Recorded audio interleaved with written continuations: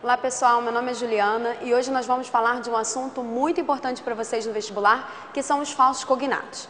Primeiramente, o que são esses falsos cognatos? São aquelas palavras que parecem muito com alguma palavra em português, só que como são falsos, têm um sentido totalmente diferente. Um clássico exemplo disso seria a palavra resume. She resumed her career after an interval of 6 years. Está querendo dizer que ela resumiu a carreira dela?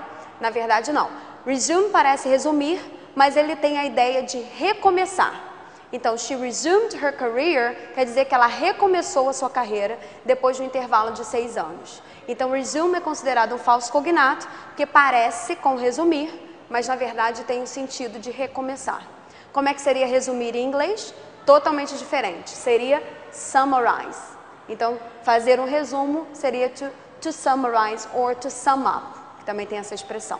Agora, nem todas as palavras são consideradas assim, falsos cognatos sempre. Tem algumas palavras que em alguns contextos elas vão ser realmente parecidas com o português e ter o mesmo sentido, mas em outros contextos seriam esses falsos cognatos com sentido diferente. Um exemplo disso seria a palavra custom.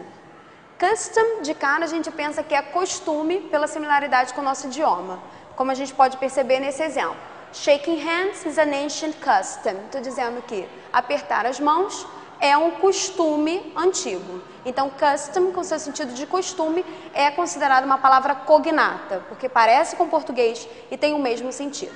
Agora, nesse contexto, he is a customs officer, eu não estou falando que ele é um oficial de costume. Não faria sentido. Então, a gente está falando aqui que seria um oficial da alfândega. Então, a palavra custom, geralmente com plural, quer dizer alfândega, diferentemente de costume. Então, vocês têm que prestar bastante atenção que, dependendo do contexto, uma palavra pode ser considerada falso cognato ou não. Um outro exemplo de palavra que pode ser considerado um falso cognato ou não, dependendo do contexto, é a palavra stock. Parecido com o português seria estoque mesmo, né? That particular model is not currently in stock. Estou dizendo que aquele modelo em particular não está atualmente em estoque. Então aqui realmente seria cognato porque parece com português estoque. Só que nesse sentido aqui já muda completamente. A gente não tem a palavra stock no sentido de estoque. We hold a few stocks of the company quer dizer que nós temos algumas ações da empresa. Então já mudou totalmente o significado. A gente conclui então que vocês têm sempre que prestar bastante atenção no contexto. Nunca decorar as palavras isoladamente e sim prestar atenção no que as outras ao redor podem te informar sobre o significado dela. Ok? Muito obrigada, até a próxima.